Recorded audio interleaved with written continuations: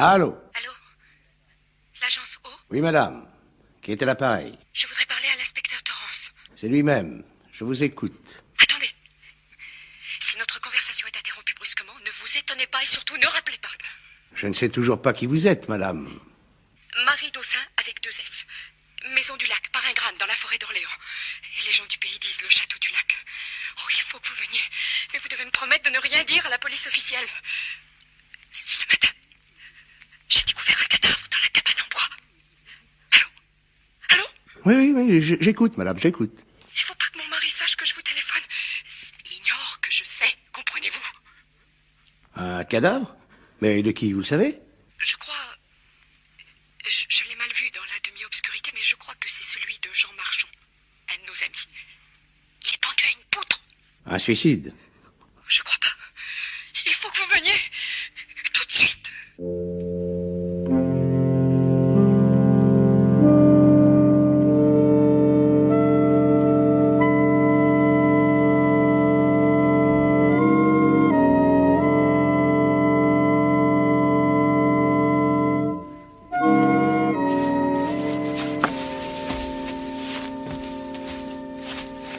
Oh là, quelle bled! Vous avez fini de râler, c'est assommant. Hein. Oh! Mais profitez donc du paysage, il est superbe.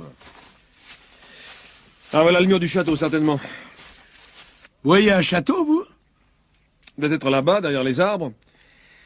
Tenez, voilà le lac à gauche, et la cabane. Elle ne vous a pas menti. Alors qu'est-ce qu'on fait? On y va, évidemment. Vous cherchez quelque chose? Oh! Ah bah, vous m'avez fait peur. Je ne vous avais pas entendu arriver. Mais vous sortez d'où? Du bois, ça vous dérange? C'est bien le château du lac? Je vous ai demandé si vous cherchiez quelque chose. Oui, en fait, nous sommes venus voir Madame Dossin. Vous la connaissez? Ma femme est souffrante. Ah, vous êtes donc... Ah. Enchanté. Je suis désolé d'apprendre que Madame Dossin est malade. J'espère que ce n'est pas grave. Je ne vois pas en quoi la santé de ma femme vous regarde. Dans ce cas, puisqu'il ne nous est pas possible de la rencontrer, Vous connaissez ma femme? nous nous sommes rencontrés chez des amis communs, il y a longtemps. Quel endroit magnifique! Ah, Avec cette lumière glauque, ces reflets sur l'étang, c'est superbe, vraiment. Puis-je vous demander l'autorisation de prendre quelques photos? Je ne suis qu'un amateur, mais la photo est ma passion. Photographier tout ce que vous voudrez. À l'intérieur du parc? Si ça peut vous faire plaisir. Hein. Vous n'avez qu'à pousser la grille, elle n'est pas fermée. Bien, je vous remercie 1000 fois.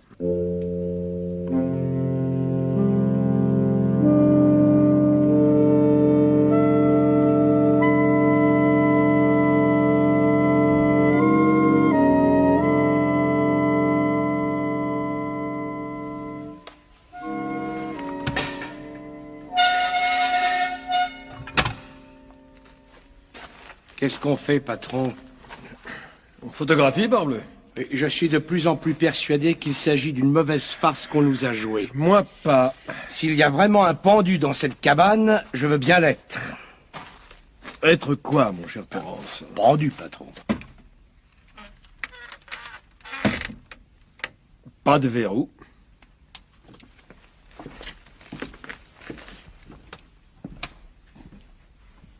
Et pas de pendu. Ben, qu'est-ce que je vous disais? Il faut bien le reconnaître, pas de pendu. Pas l'ombre d'un pendu. Pas le plus petit bout de corde d'un pendu. Si je connaissais l'enfant de salaud. Ah non, se taper tous ces kilomètres par un froid pareil. Voilà, voulez-vous me hisser sur vos épaules au lieu de râler sans arrêt? Oui, alors attendez, patron, voilà, alors, voilà. Aïe, aïe oh. Ah bah, vous n'êtes pas léger, patron. Oh là là. Amenez-moi sous la grosse poutre. Oui, voilà. Parfait. Vous voyez ce crochet, Torrance? Oui. Il devrait être rouillé. Il ne l'est pas. Tout au moins à l'endroit où la corde a frotté. Quelle corde? Celle qu'on a retirée. Vous pouvez me remettre par terre. Voilà. Ça va, patron? Oui. Merci. Voilà. Ce n'est pas grand-chose, mais c'est plus que rien. Si ce crochet de fer n'avait pas servi récemment, il serait rouillé sur toute sa surface. Alors qu'il ne l'est que sur les parties qui n'ont pas subi de frottement. Vous trouvez quelque chose là-dedans? Attendez, oui. Ah, des outils, par exemple, oui. Oh là là! Ils sont dans un fichu état. Regardez ça. Oui, donnez-moi votre loupe, Torrance. Voilà. Il ne faut rien négliger. Voyons. Des vieux clous, des hameçons rouillés, des anneaux de fer, un ruban de cire, un marteau. Oh, ôtez-vous de la porte, Torrance, vous me faites de l'ombre. Voilà, patron, voilà. Venez plutôt jeter un œil sur ce marteau. Que voyez-vous là? Attendez. Qu'est-ce que je vois? Oh bah ça alors. Oh non mais on dirait... Mais du sang. Et même quelques cheveux coagulés. Ce marteau a servi à défoncer un crâne. Oh, bah, c'est pas possible, patron, nous cherchons un pendu. Donnez-moi ce vieux journal que j'enveloppe cet outil. Voilà. Ah bah oui, mais c'est pas un vieux journal. Il est de ce matin. Quoi? Montrez-moi ça. Ah mais ça change tout. Mon petit Torrance, quelqu'un est entré dans cette cabane peu de temps avant nous, car autant que j'en puisse juger, le journal ne doit pas arriver au village avant 9 ou 10 heures du matin. Allons voir Madame Dossin. Mais on ne nous laissera pas entrer. Il faut absolument que nous ayons une conversation avec cette dame qui donne de si mystérieux coups de téléphone.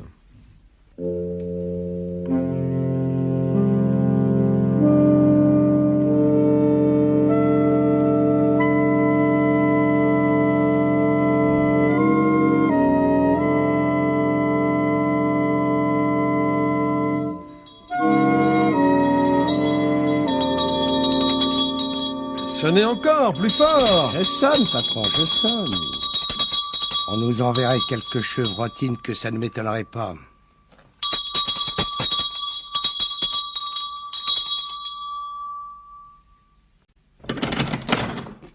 Si ces messieurs veulent se donner la peine d'entrer, monsieur les attend dans la bibliothèque.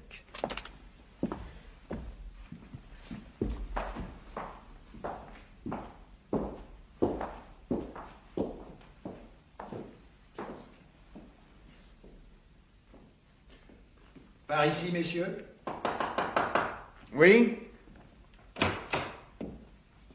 Ces messieurs de l'agence sont là, monsieur. Ah, parfait. J'ignorais tout à l'heure à qui j'avais l'honneur de parler. Lequel de vous deux est l'illustre directeur de l'agence O? Nous travaillons ensemble.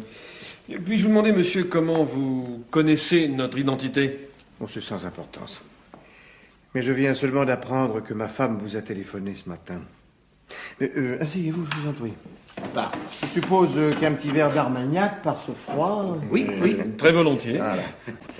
Il a 70 ans d'âge. Ouh. Voilà. Oui, je vous disais donc que lorsque nous nous sommes rencontrés tout à l'heure, j'ignorais que ma femme vous avait appelé. Je vous avouerai que si je vous ai mal reçu, c'est que j'ai de bonnes raisons, enfin une raison grave, plus exactement, pour écarter les curieux de cette maison. À votre santé. À votre santé. Vous avez l'habitude, étant donné votre profession, de recevoir des confidences dramatiques. Eh bien, sachez donc que ma pauvre femme n'a plus toute sa raison. Je ne me suis jamais décidé à la mettre dans une maison de santé, ce qui vous explique la vie retirée que nous menons ici. Vous avez des chevaux, monsieur? Non, je vois pas en quoi... Non, c'est sans importance. Continuez. Après. J'ai décidé, en effet, d'entrer.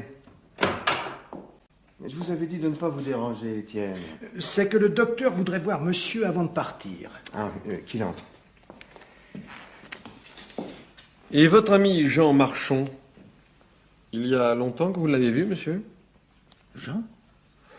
Il habite Pithiviers, il vient assez rarement nous voir. Entrez, docteur. Entrez. Ces messieurs arrivent de Paris. Ce sont les célèbres détectives de l'agence O. Ah, l'agence O, en effet. Enchanté, messieurs. Voulez-vous, docteur, leur dire ce que vous savez de ma femme? Je vous avertis, messieurs, que le docteur Aberton est notre médecin de famille, qu'il vit ici à Sully depuis sa tendre enfance. Mais dites-leur, docteur. Eh bien, puisque M. Dossin me relève du secret professionnel, je suis obligé de vous avouer que Mme Dossin, qui est malade depuis longtemps, présente depuis peu des troubles mentaux.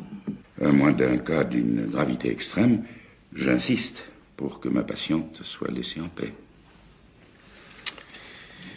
Je vous remercie, docteur, et vous aussi, monsieur. Il ne reste plus qu'à prendre congé. Une dernière goutte d'Armagnac? Oui, oui, avec plaisir. Torrance. Oui, patron. À bientôt, monsieur. Et vous avez des bottes superbes.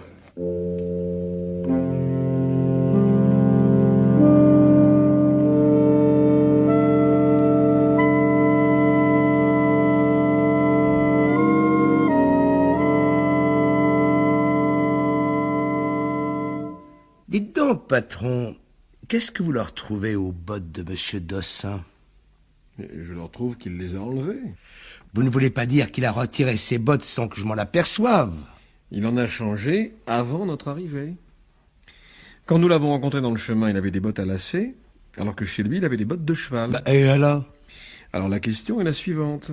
Pourquoi diable, pendant le peu de temps que nous avons passé dans la cabane au bord de l'étang, ce monsieur a-t-il éprouvé le besoin de changer de bottes, alors que celles qu'il portait n'étaient ni mouillées ni sales? Il a peut-être eu envie de monter à cheval, tout simplement. Vous ne faites attention à rien, mon cher Torrance. J'ai demandé à monsieur Dossin s'il avait des chevaux. Et il a répondu non. J'ai entendu. Je ne suis pas idiot, patron. Je ne demande qu'à vous croire.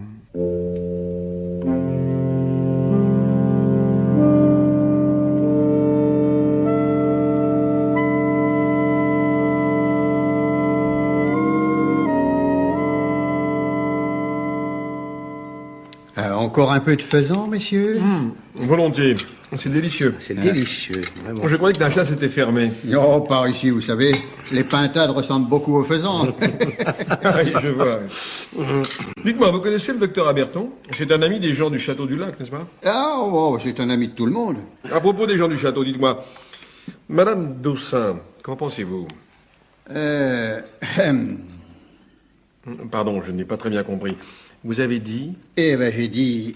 Oui, ce qui signifie? Ben, ça signifie, comme j'ai l'honneur de vous le dire. Comprenez, dans le pays, on n'aime pas beaucoup les créatures. Les quoi? Les créatures. Alors, quand ce pauvre monsieur Dossin a ramené cette oui, Non, un instant. Voulez-vous dire que la conduite de Madame Dossin... Ah, ça... Enfin, en un mot, Madame Dossin a un amant, c'est ça? Et, oh, tout le monde vous le dira. Et est-ce que son amant s'appelle Jean Marchand? Ben, ici, monsieur, nous ne tenons pas le rayon des raconteurs. Peut-être pouvez-vous nous apprendre quand même qui est ce monsieur Jean Marchand? Un homme charmant, trop charmant même, qui a des rentes, dit-on, et qui, dit-on, est venu s'installer à Pithiviers pour être plus près de... Pour en revenir à Madame Dossin, si je comprends bien, elle était la maîtresse de Jean Marchand, Oui. et son pauvre bougre de mari ne se doutait de rien.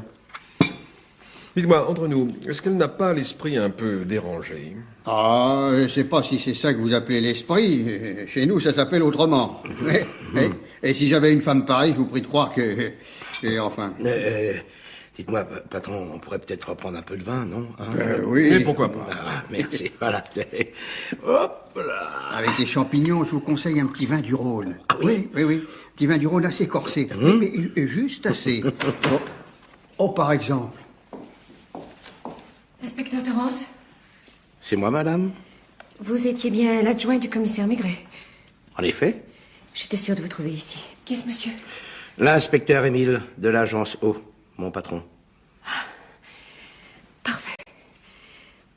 Vous avez vu? Il ne voulait pas que je vous parle. Il a tout fait pour m'empêcher de sortir. Mais j'ai bien pensé que vous ne partiriez pas, que vous ne croiriez pas ces mensonges. Je vous jure qu'il l'a tué. J'ai dû m'enfuir par la fenêtre. Ce matin, je suis sûre qu'Étienne a surpris notre communication téléphonique. Étienne? Le valet de chambre. C'est son âme damnée. Oh, si vous saviez ce que j'ai pu souffrir avec lui. Je l'ai trompé, c'est vrai, je l'avoue. Mais il savait bien quand je l'ai épousé que j'avais 20 ans et qu'il en avait 50. Il savait que je pourrais jamais être heureuse dans ce château glacial. Pardon, madame, pardon. Venons-en au fait. Au téléphone, ce matin, vous avez parlé d'un cadavre. Ouais. Vous ne l'avez pas trouvé? Non. Oh, mais c'est pas possible! Mais c'est pas possible! Mais comment il... Reprenez vos esprits, madame, et racontez-nous les événements dans leur ordre chronologique. Non, mais il va venir! Et après? Il m'emmènera, il m'enfermera à nouveau. Si vous saviez dans quelle fureur il est entré quand il a appris que j'avais fait appel à des détectives. Madame, s'il vous plaît. Que savez-vous de Jean Marchand? C'est mon amant. Enfin, c'était. Vous dites c'était. Depuis combien de temps le connaissiez-vous? Des années. Et votre mari ne se doutait de rien? Jusqu'à ces derniers temps, Où le rencontriez-vous? dans les bois. Ou à Orléans, ou à Paris. Et dans la cabane en bois? Oh, jamais. Je vous remercie. Madame, quand vous m'avez téléphoné ce matin, que saviez-vous exactement? Hier, j'avais rendez-vous avec Jean. Il devait venir vers 4 heures. Au château? Oui. Il faut vous dire que mon mari était à la chasse et que dans ces cas-là... Oui, nous comprenons. Mais Jean n'est pas venu. Mon mari lui est rentré plus tôt que de coutume. Peu après, je l'ai vu sortir à nouveau et se diriger vers la cabane en bois. Oh, j'y ai pas attaché d'importance. Il est resté longtemps absent? Non. Et pendant toute la soirée, il a été sombre. J'étais inquiète.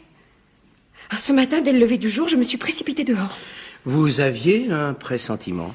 Je sais pas comment dire. Vous êtes entré dans la cabane en bois? Oui. Et je l'ai vu là, pendu. Alors je suis rentrée à la maison comme une folle. J'ai attendu que mon mari soit sorti et je vous ai téléphoné.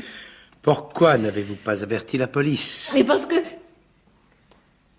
Je pouvais pas comme ça dénoncer mon mari. Je voulais d'abord savoir. Avez-vous vu du sang? Du sang? Oui, du sang. Il y a un marteau. Je comprends pas ce que vous voulez dire. Le corps pendait à un gros crochet au milieu d'une poutre. J'ai attendu que mon mari sorte comme il le fait chaque matin. Je l'épiais par la fenêtre. Et je vous ai téléphoné. Étienne a dû entendre. Plus tard, quand vous êtes arrivé, j'ai essayé de vous faire des signes, mais vous ne m'avez pas vu. Et puis le docteur est venu et a essayé de me faire croire que j'étais malade. Et je ne suis pas malade. Mais il a peur, vous comprenez? Ils ont peur. Parce que j'ai découvert maintenant que le docteur s'était mis de son côté. Mon mari était jaloux de Jean. Et il l'a tué. Je ne sais pas où ce matin il a porté son corps, mais je suis sûre qu'il l'a tué. Vous ignorez évidemment comment il l'a tué. Il était pendu. Et vous savez qu'il est très difficile de pendre quelqu'un qui ne désire pas se laisser faire. Oh, mais comment voulez-vous que je sache? Vous me posez des questions, moi je sais pas. Il va venir me reprendre. Il prétendra à nouveau que je suis folle. Oh, je vous jure, je vous jure. Ah, voilà votre mari. Empêchez-le. Je vous en supplie, faites n'importe quoi. Appelez la police, mais je veux pas. Je veux pas. Je suis navré, messieurs. J'ai eu beau veiller, il a suffi d'un instant. Je savais bien que vous viendriez.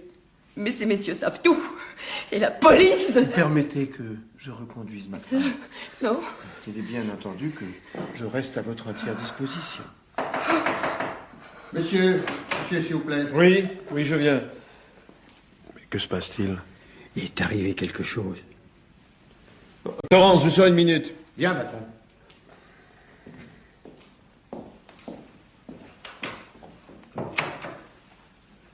Qu'est-ce qu'il y a? Vous en faites une tête. Bah, un marinier vient de tirer un noyé du canal. Oui, à 500 mètres d'ici. Monsieur Marchand. Eh? Mais comment vous le savez? Une idée. Alors, j'ai voulu vous prévenir tout de suite. Le garde champêtre dit que c'est sûrement un meurtre, parce qu'il a un grand trou dans la tête.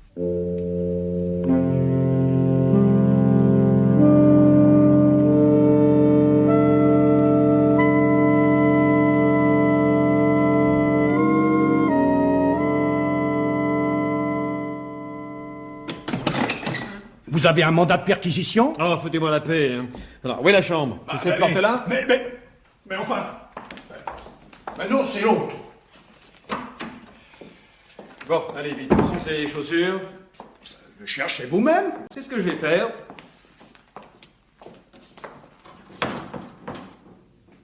Eh ben, dis donc. manque pas de chaussures, votre patron. Il y en a au moins 15 paires. Et quelles belles bottes. Tiens, c'est curieux. Mais qu'est-ce qui est curieux? Il en manque. À moins que vous ne les ayez descendues pour les cirer. Il manque celle que Monsieur Dossin a aux pieds. Non, non, non, je ne parle pas de ces bottes de cheval, mais des bottes lacées qu'il portait ce matin avant notre arrivée.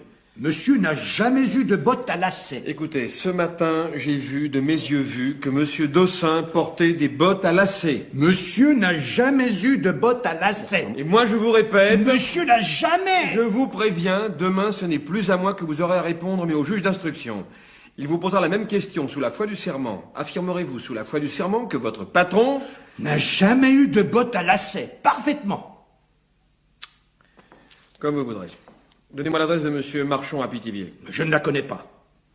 Étienne, mon vieux, je vous jure que je vais me fâcher. Rue des Arcs, Villa l'Automne.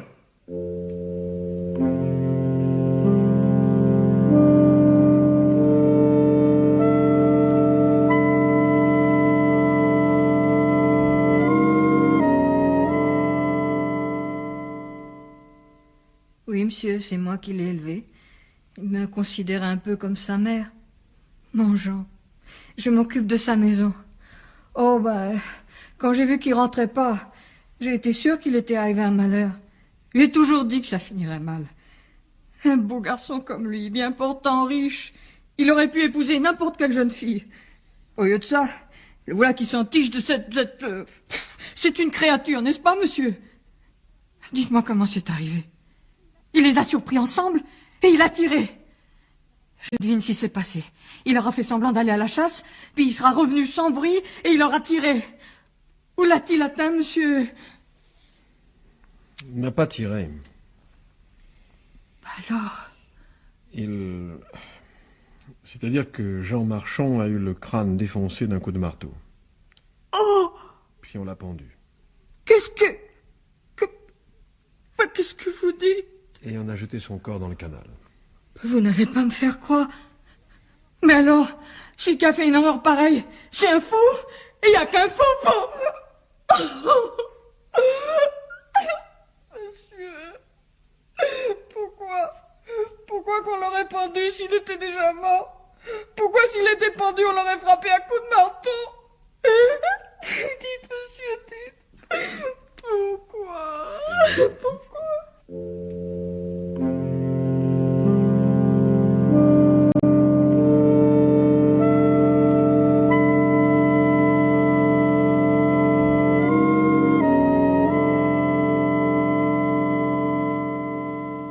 Monsieur Dossin, vous niez toujours avoir tué Jean Marchand dans la cabane en bois.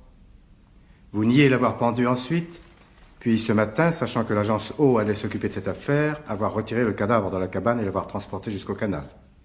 Je vous ferai remarquer qu'il paraît impossible qu'une femme, même vigoureuse, ait effectué seule ce transport.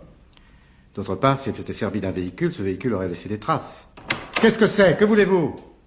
Ah, c'est monsieur Émile, le fameux détective. Entrez donc, mon cher. Je n'ai pas une bien grande estime pour la police privée, mais je tiens tout de même à vous remercier de m'avoir prévenu de ce crime. Vous n'avez fait d'ailleurs que votre devoir. Monsieur l'inspecteur, pardon de vous déranger, mais je viens de me livrer à certaines recherches et j'ai acquis à l'instant même la certitude que c'est bien monsieur Dossin qui a retiré ce matin le corps de Jean Marchand de la cabane en bois et qui l'a transporté jusqu'au canal. Où est cette preuve? Dans la cave du château, près du calorifère. Il s'agit des bottes à lacets que M. Dossin portait ce matin lorsque nous sommes arrivés et qui avaient disparu. J'avais trouvé étrange ce souci de faire disparaître une paire de bottes. J'ai cherché. Les bottes ont été brûlées dans le calorifère, sans doute parce qu'elles portaient des traces prouvant que M. Dossin a franchi ce matin les fils barbelés qui sont tendus sur le chemin du canal. La corde aussi est dans la cave, consumée mais reconnaissable.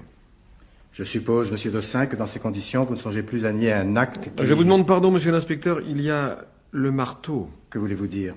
Le marteau, si je ne me trompe, a été retrouvé dans la cabane en bois. Justement, le marteau ne devait pas y être. Si monsieur Dossin avait tué Jean Marchand, le marteau se trouverait actuellement au fond du canal ou dans les cendres du calorifère. Mais nous ne l'aurions certainement pas retrouvé dans la cabane. Je ne comprends pas. Supposons que M. Dossin ait tué Jean Marchand. Il n'ignore pas qu'il l'a tué d'un coup de marteau sur le crâne. Il espère que personne ne pénétrera d'ici longtemps dans la cabane en bois. Cependant, il serait élémentaire de faire disparaître ce marteau. Ce matin, il apprend que la police privée, pour reprendre votre expression, va arriver. Qu'elle fouillera la cabane. Donc, il veut faire disparaître toute trace du crime. Ça me paraît évident. C'est si vrai qu'il brûle la corde. Il pousse même le souci de sa sécurité jusqu'à brûler des bottes qui pourraient le trahir. Pourquoi n'a-t-il pas pris le marteau? Tout simplement parce qu'il ne l'a pas vu. Parce qu'il ne savait pas où il se trouvait. Parce qu'il ignorait peut-être qu'il existait. S'il avait commis le crime, je le répète, il connaîtrait la place exacte du marteau. C'est un faux. Madame, je vous en prie. Monsieur Dossin n'a appris le crime que ce matin par le coup de téléphone de sa femme, vraisemblablement par Étienne, chargé d'écouter aux portes. Pour expliquer ce coup de téléphone à nos yeux, il a fait venir le docteur Aberton et nous a parlé de la folie de Madame Dossin. Je ne suis pas folle. C'est vous-même tout à l'heure qui suppierez le docteur de vous reconnaître pour tel. Je voudrais bien que vous me disiez pourquoi j'aurais tué un homme que j'aimais et avec qui je devais partir. Non, madame, vous ne deviez pas fuir avec Jean Marchand. Je viens de questionner longuement sa gouvernante. Jean Marchand vous a beaucoup aimé, c'est vrai. C'est pour vous qu'il s'est installé dans ce pays et qu'il a renoncé à une vie plus normale. Mais il s'est vite rendu compte de ce qu'il y a de fantasque dans votre caractère. Il est mort. Il était décidé à rompre, je le sais. Il est mort. Mais vous mentez tous. Vous êtes des espions de mon mari, je vous hais. Je vous hais tous.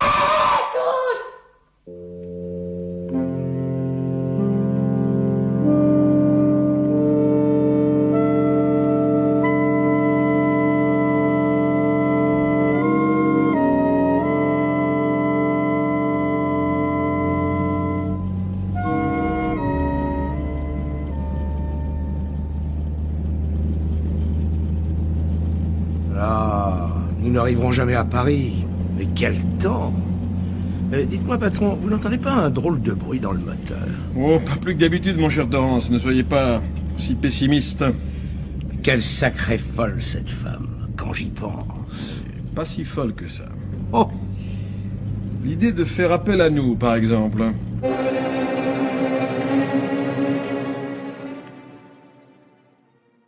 Alors, Torrance, on vient respirer l'air de la maison? Eh oui, j'aime bien renifler l'atmosphère du quai des Orfèvres. Ça me rappelle le bon temps. Et si c'était le bon temps, tu n'avais qu'à rester ici. Mais voilà, l'inspecteur Torrance, le bras droit du commissaire Maigret, a voulu voler de ses propres ailes. Et alors? Alors, tu as bien eu raison. Il y en a qui disent que tu as mal tourné, qu'un vrai flic ne doit pas entrer dans le privé. Enfin, ça, chacun pense ce qu'il veut, hein. Exactement. Et en attendant, tu dois t'en mettre plein les poches. Elle marche bien, l'agence O, hein. Vous êtes devenus célèbres, Émile et toi. Célèbre, faut pas exagérer. On se débrouille, quoi. Et t'es venu chercher quelque chose? Pas vraiment, non. Je fais un tour comme ça, en passant. C'est toujours aussi sinistre, ici. Vous pourriez donner un coup de peinture, quand même. Dis-moi, il y a du monde à l'anthropométrie ce matin? Au moins 60. Oh, c'est pourtant pas le jour de la grande rafle. Non, mais hier soir, on a commandé une supplémentaire à Barbès-Rochechouart. C'est un quartier qui donne toujours. Bon, du gros et du moyen. Je peux y jeter un œil? Tu fais ce que tu veux. Tu n'es qu'à regarder par le Judas. Ils sont dans la salle d'à côté à poil pour passer à l'identité. Enfin, la routine, quoi, tu connais. Ouais. Bon, il faut que j'aille chez le patron. Un de ces jours. Un de ces jours.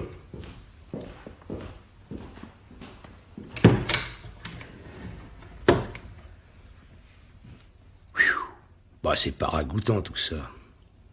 Oh là là, pauvre humanité. Tiens, mais il me semble que j'ai déjà vu cette tête-là quelque part. un vrai clodo, celui-là. Mais il a une espèce d'allure.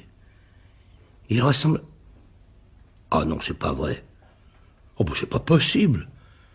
Maître Dubois, le grand avocat, coincé tout nu entre un vieil arabe et un jeune loupard.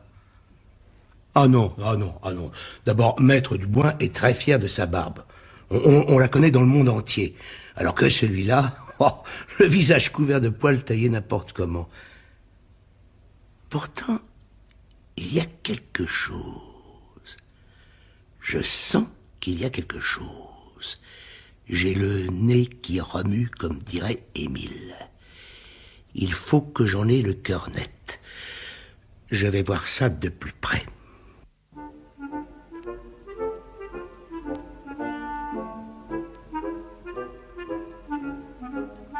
Enfin, maître, allez-vous m'expliquer ce que vous faisiez au Quai des Orfèvres?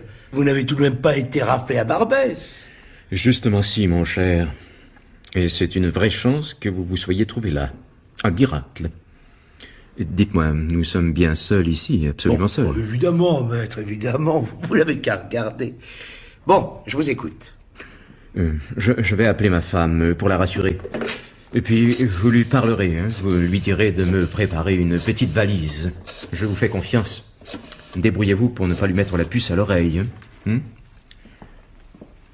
Allô? Allô, chérie? Eh oui, je sais, tu t'es inquiété. Il ne fallait pas... Non, rien de grave, je t'expliquerai. Je vais te passer l'inspecteur Torrance qui est près de moi. Mais non, c'est un détective privé, l'agence O. Oui, il va travailler pour moi, je te raconterai tout. Bon, je te le passe, hein. Je t'embrasse, ma chérie. Allô? Bonjour, madame. Oui, je vais venir tout à l'heure. Et si vous pouviez préparer un complet, un peu de linge, des chaussettes, hein. Vous voyez. Non, quelques jours seulement. Rien de grave. Maître Dubois vous racontera tout dès son retour. Entendu. À tout de suite. Bon, alors... Alors, figurez-vous que ce matin, quand vous m'avez reconnu et que vous êtes entré dans la salle d'anthropométrie, eh bien, au même moment, je pensais à vous. Non. Puisque je vous le dis, il y a des hasards dans l'existence. Je pensais, il n'y a que l'agence O pour pouvoir élucider la sombre histoire à laquelle me voilà mêlé. Et vous êtes arrivé à la PJ, je vous ai fait signe, on s'est retrouvés à la sortie, et nous voici dans votre bureau. Je sais que vos tarifs sont élevés, peu importe. La question pour le moment est de résoudre ce problème. Allez-y. Une minute. Dites-moi, c'est bien une boutique de coiffeur que j'ai vue en bas? Oui. Et vous le connaissez? Le Merlan, c'est un copain. Ah, alors faites-le monter. Dites-lui d'être discret. Je paierai ce qu'il faudra. Il faut qu'il se débrouille pour me coller une fausse barbe. Oh, ce ne sera pas compliqué, il a dans sa clientèle tous les acteurs du palace. Parfait. Pendant ce temps-là, vous filez chez moi, prendre ma valise. Ma femme va vous poser des tas de questions. Restez évasif. Et revenez vite.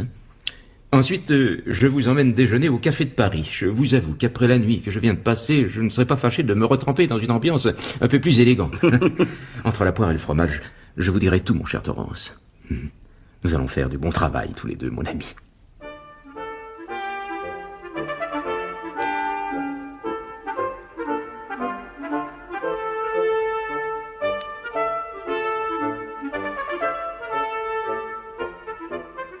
Émile, c'est moi, le patron de l'agence O. Cité Bergère, vous connaissez? À Paris, 9e arrondissement. 3e étage, 2 pièces et une entrée où se tient mademoiselle Berthe, la secrétaire, et Barbet, le garçon de course. Sa spécialité, autrefois, c'était d'ouvrir les coffres. Ça peut toujours être utile. Quand je décroche le téléphone intérieur et que je dis à mademoiselle Berthe ce simple mot « chapeau », elle fait un petit signe à Barbet, il se lève, prend son chapeau et s'en va. Il faut préciser que chapeau, dans notre langage conventionnel, cela veut dire « Mon petit Barbet, vous allez suivre le monsieur qui sort d'ici et vous n'allez le lâcher sous aucun prétexte. Vous me rendrez compte personnellement de tous les faits et gestes du dit monsieur. »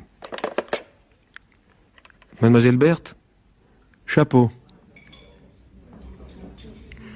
Mon cher Torrance, il s'agit d'une femme. Oh non, il n'y a pas de A, ce n'est pas ce que vous croyez. Mais je ne crois rien, maître. Je me rends compte que j'ai été imprudent, mais je suis avocat, je ne suis pas détective. Hier donc j'ai reçu une lettre de cette femme, signée Aline Billat. Elle disait qu'ayant absolument besoin de mon aide, elle me suppliait de me trouver à 11h du soir au petit bar du boulevard Rochechouart, appelé chez Jules. J'y suis allé, je n'ai rencontré personne. La lettre de cette femme... Eh bien, elle me conjurait de la brûler, j'ai eu la naïveté de le faire. Je vois. Et à quelle heure la police a-t-elle fait sa rafle? Vers minuit. Quand j'ai compris ce qui se passait, je me suis plus ou moins caché dans un coin. Évidemment, j'aurais pu montrer ma carte d'avocat, dire qui j'étais, me faire relâcher sur le champ. Mais vous imaginez les échos dans les journaux du matin? L'avocat Dubois pris dans une rafle, boulevard Rochechouart? Alors je n'ai rien dit, mon bon ami. Noblesse oblige. Vous me comprenez, n'est-ce pas? Un cigare, une autre fine? Non, merci, maître. Vous vous êtes laissé conduire au dépôt, pourtant vous étiez habillé. Comme d'habitude, oui, un peu plus discrètement peut-être. Au dépôt, j'ai pensé que nous allions être examinés de plus près. Alors je suis parvenu, car j'avais quelque argent en poche, à troquer mes vêtements contre ceux d'un clochard qui avait été arrêté en même temps que moi. Mais, et votre barbe? J'y arrive. Ma barbe, malheureusement célèbre à Paris et dans toute la France, c'est elle qui m'a donné le plus de soucis. Je craignais d'être reconnu. Et il y avait là un affreux bonhomme dont le métier est de tondre les chiens et de couper les chats sur les quais. Il m'a loué ses ciseaux pliants. Voilà ce qui vous explique l'état dans lequel vous m'avez trouvé ce matin. Et vous n'avez aucune idée de la femme qui... Ah non, celle qui m'a écrit, aucune. Non. C'est bien pourquoi j'ai pensé à vous dès que je vous ai aperçu. Vous êtes un as, mon cher Torrance. Si, avec vous pas d'un succès. Vous filez à Pau et alors... Pau? Mais je ne vous ai pas dit que le timbre de la lettre que j'ai reçue portait le cachet de Pau. Eh bien voilà le fil conducteur. Je vous remets un chèque de 5000 francs à titre de provision. Mais non, mais... Si, je sais ce que coûtent les enquêtes. Vous filez à Pau par le premier train? Oui, mais je ne connais même pas l'écriture de cette femme. Je me fie à vous. Vous ne serez pas une heure dans cette ville sans flairer aussitôt... Mais je vous assure que... Là, allez, à votre santé, mon vieux Torrance. Vous allez me rendre un sacré service en découvrant qui est cette péronnelle qui a essayé de me mettre en fâcheuse posture. Car enfin, pensez à ma réputation. Maître Dubois au dépôt, pourquoi pas en prison? Au fait, mon bon ami, vous n'êtes pas marié, non, n'est-ce pas? Sinon, je me chargerais de téléphoner à votre femme. Oui, il faut que je passe au bureau pour prendre de l'argent. Ah non. Non, en route, mon ami, je vous accompagne à la gare. Alors, Barbet, quoi de nouveau? Ils ont bouffé au café de Paris. Torrance s'en est mis jusqu'aux yeux. Ensuite? L'avocat l'a embarqué dans un train en direction de Pau. Il ne pourra pas en descendre avant 11h45 du soir. Ensuite? L'avocat est rentré chez lui, rue Montaigne, il y est. Rien d'autre? À la gare, je l'aurais collé aux fesses.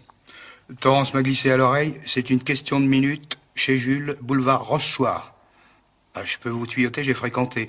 Chez Jules, dans le temps, c'était un bar où les fourgues aimaient se réunir. C'est tout? Mais non. Je lui ai chipé une clé à l'avocat. Juste au moment où il montait en voiture. Et figurez-vous que j'ai été bousculé, que je suis tombé la main dans sa poche. C'est comme par hasard la clé d'un coffre-fort. Cette fois, patron, c'est tout. Je suis en face dans un bistrot de chauffeurs. La maison n'a qu'une issue. J'ai commandé un gros rouge et j'attends. Dites donc, Barbet, vous qui vous y connaissez en clé, c'est du moderne? Tout ce qu'il y a de moderne, patron. Attendez-moi. Au cas où l'avocat sortirait. Évidemment, il faudrait le suivre. Laissez la clé au bistrot, dans une enveloppe. D'accord? D'accord, patron.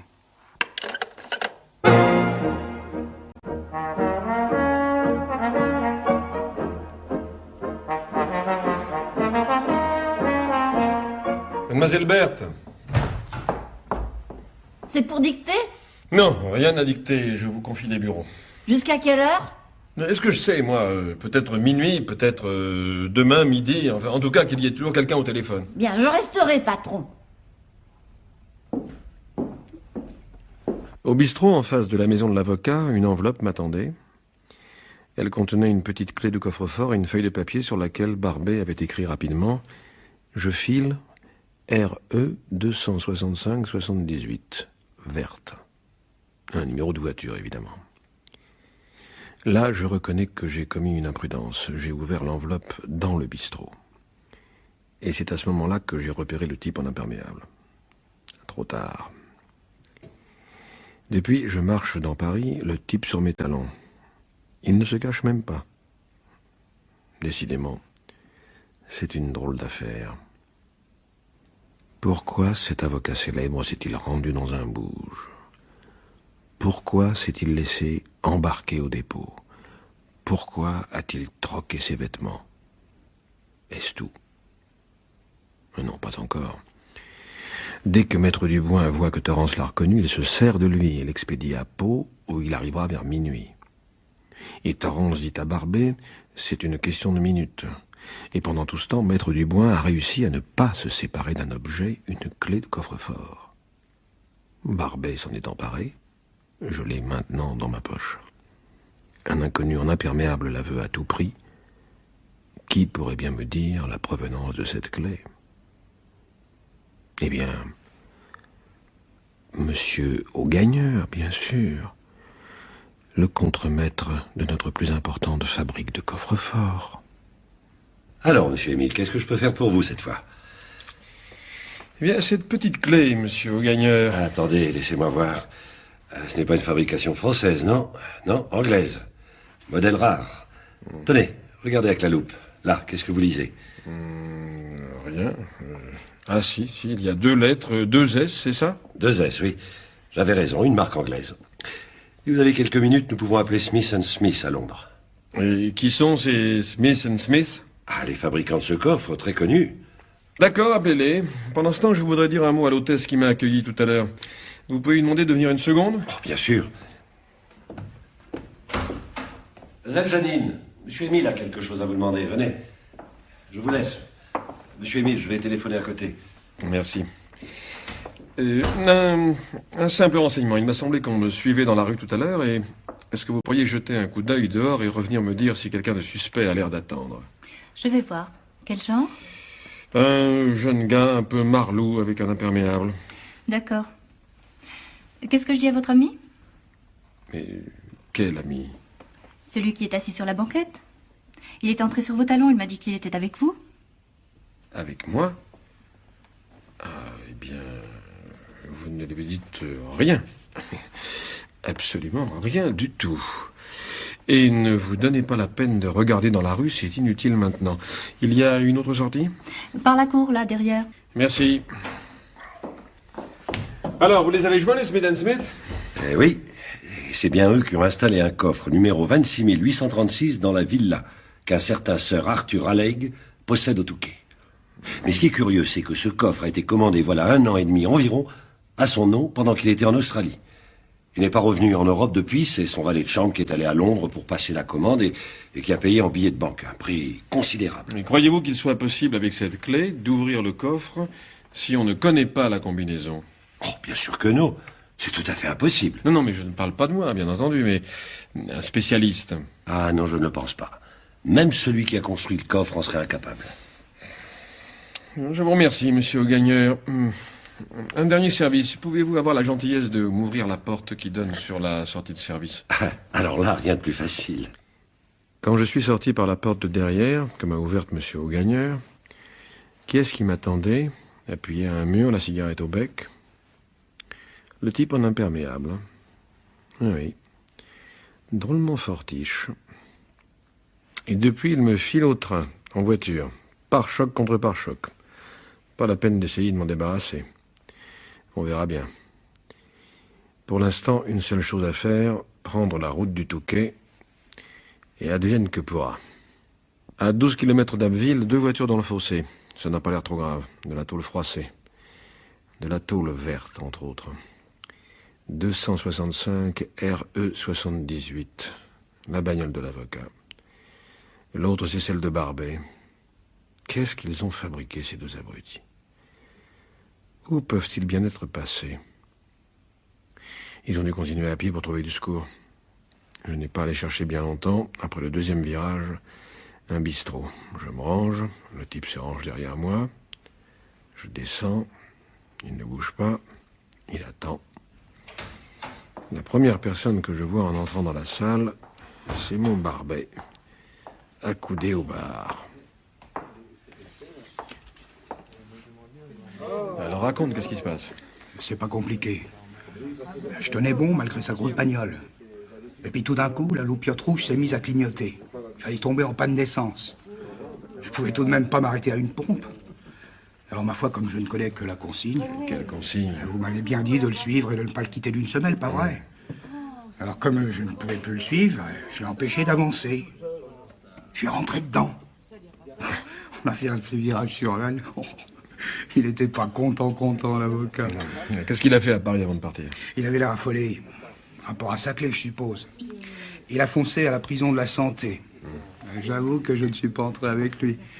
Mais je suis allé me rencarder au petit café en face. C'est un de mes copains qui tient ça, il sait tout sur tout le monde. Il m'a dit que le client de Maître Liboin, c'est un étranger. Un type qui travaille dans le lavage des chèques. Les faux titres et tout le tremblement. Le Commodore, qu'on appelle. Attends, le Commodore. Ça y est, j'y suis. Oui, un escroc international arrêté il y a peu de temps dans une banque avenue de l'Opéra, au moment où il venait encaisser un gros chèque falsifié. Mais qu'est-ce qu'il vient faire dans cette histoire? Dis donc, Maître Dubois, s'est aperçu que tu le suivais? Bien sûr que non. Jusqu'au moment où je lui suis rentré dans le cul. Bon, alors ça va. Où est-il? Et il a passé 2 coups de téléphone. J'ai pas pu entendre. Maintenant, il est dans la petite salle derrière vous. Il boit un scotch pour se remettre. J'y vais. Alors toi, tu ne bouges pas, tu attends mon retour. Hein. Surveille le type dehors dans sa voiture. S'il en sort, viens me prévenir. Et s'il s'en va? Il ne s'en ira pas.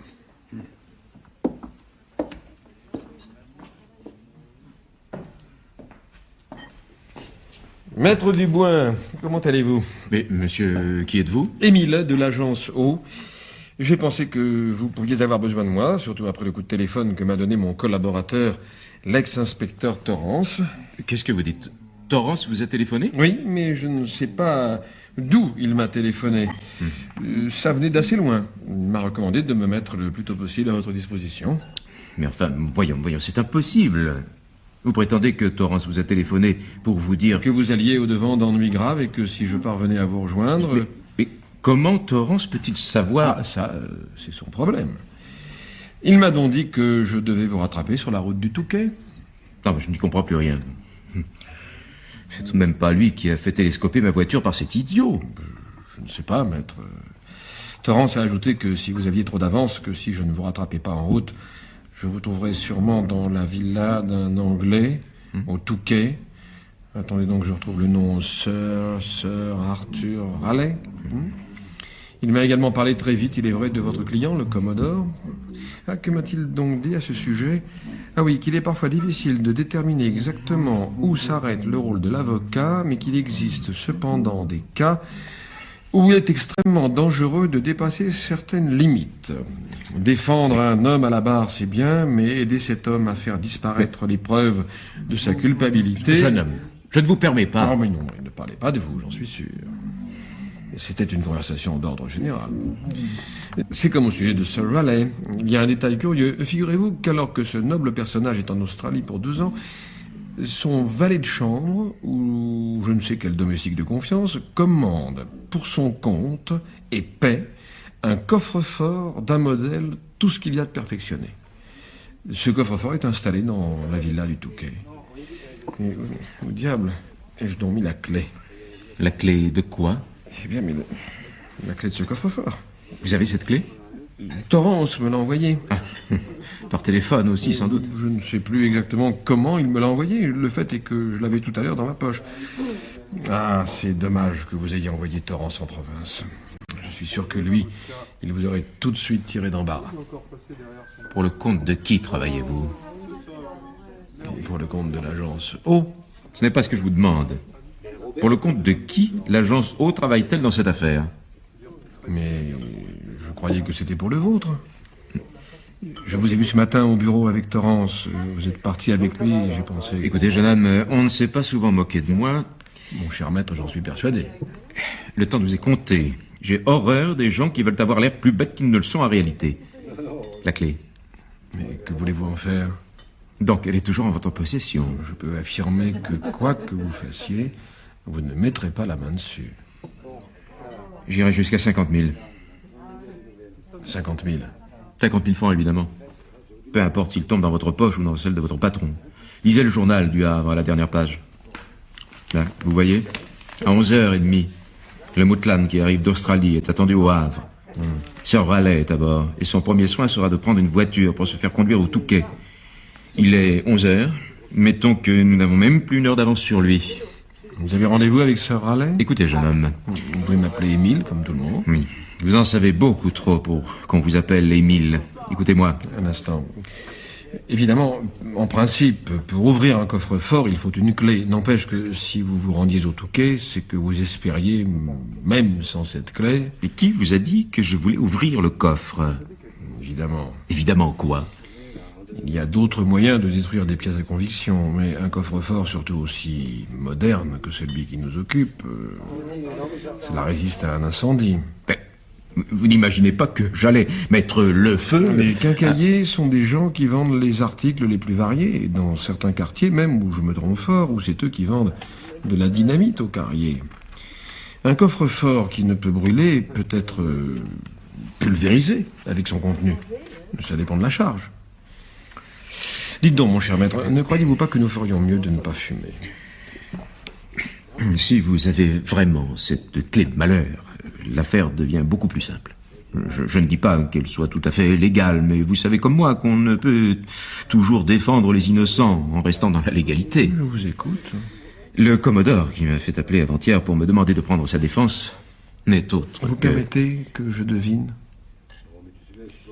Un proche parent de Sir Raleigh? Son frère cadet. Peu importe comment il en est arrivé là.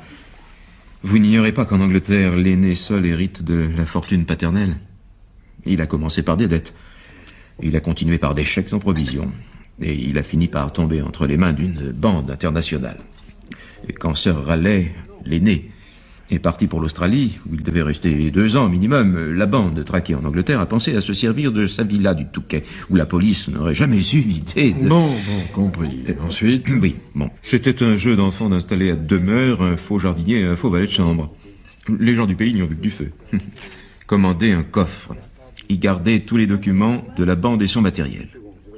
Quel policier aurait osé fracturer le coffre-fort de Sir Raleigh pour y chercher de faux titres et des chèques lavés? 100 fois, le frère de Sir Raleigh a essayé de se dégager de cette bande, mais celle-ci avait prise sur lui. Oui, comme toujours. Ensuite? Le malheur a voulu que, quelques jours avant le retour de son frère en France, on l'ait obligé à un coup qui devait être le dernier. Et il a été pris? Oui. Peu importe à cet homme de faire de la prison sous le nom de commodore, qui n'est pas le sien. Ce qui compte, c'est que son vrai nom ne soit pas découvert. Et son frère va rentrer tout à l'heure. Il trouvera ce coffre qu'il n'a jamais commandé. Il fera part de sa stupeur à la police, et celle-ci... Comprenez-vous maintenant? Je comprends, maître. Vous allez accepter de retirer de ce coffre tous les documents compromettants. Autrement dit, de commettre ce qui, en termes juridiques, s'appelle un cambriolage avec effraction. Combien vous a-t-on offert pour cela? La vie est dure. Si vous saviez combien de clients oublient de nous régler nos honoraires. J'ai une femme jeune, un train de maison... Bref, vous avez accepté d'aller chercher la clé là où elle était, dans un bar louche du boulevard Rochechouart. C'est mon client qui a fait le nécessaire. Il m'a remis une lettre que j'ai postée pour lui. Le chef de bande, qui est le moins mal disposé à son égard, a accepté. Il vous a remis la clé. Comble de malchance, vous êtes pris dans une rafle. Vous vous affolez à l'idée de devoir avouer ce que vous faisiez dans ce bar. Le malheur, mon cher maître, c'est que d'autres complices, entre autres celui qui me suit depuis Paris, estiment qu'ils ont leur mot à dire. Ils pensent peut-être qu'une partie du butin est déposée dans ce coffre. Qu'avez-vous décidé? Et vous? Si vous me remettez cette clé, si vous me permettez de retirer du coffre les documents accablants pour mon client, je vous promets... Une balle dans la peau que le bonhomme qui me suit n'hésitera pas à m'envoyer. Vous êtes tous les mêmes. Au lieu de vous adresser franchement à nous et de nous faciliter la besogne, vous vous croyez les plus malins et vous envoyez un homme comme Torrance sur une voie de garage. Vous allez laisser déshonorer une famille. Laissez-moi vous faire remarquer qu'elle s'est déshonorée toute seule et que je n'y suis pour rien. Votre commodore sera condamné de toute façon. Si on ne découvre pas le contenu du coffre, il ne risque qu'une peine légère avec sursis, car la preuve formelle ne pourra pas être apportée. Que feriez-vous à ma place? À votre place, je ne m'occuperai plus de rien. Restez tranquillement sur votre chaise et laissez-moi faire, je reviens dans 5 minutes. Mais... Il n'y a pas de mais, maintenant c'est moi qui commande. Et c'est moi qui paierai. Exactement, cher maître. On ne peut rien vous cacher. Ne bougez pas, j'ai un mot à dire à quelqu'un.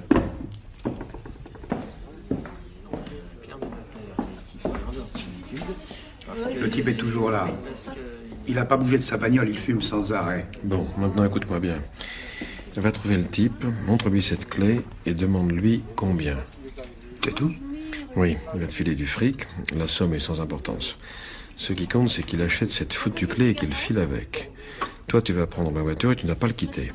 Fais gaffe, hein. Il ne faut absolument pas qu'il te repère. Vous en faites pas, j'ai l'habitude. Et juste à l'entrée du Touquet, il y a une grande propriété, la Canasta. Une fois que le type sera rentré, voilà ce que tu feras. Vous avez lu le journal, patron? Non. Alors, écoutez ça. Une étrange affaire.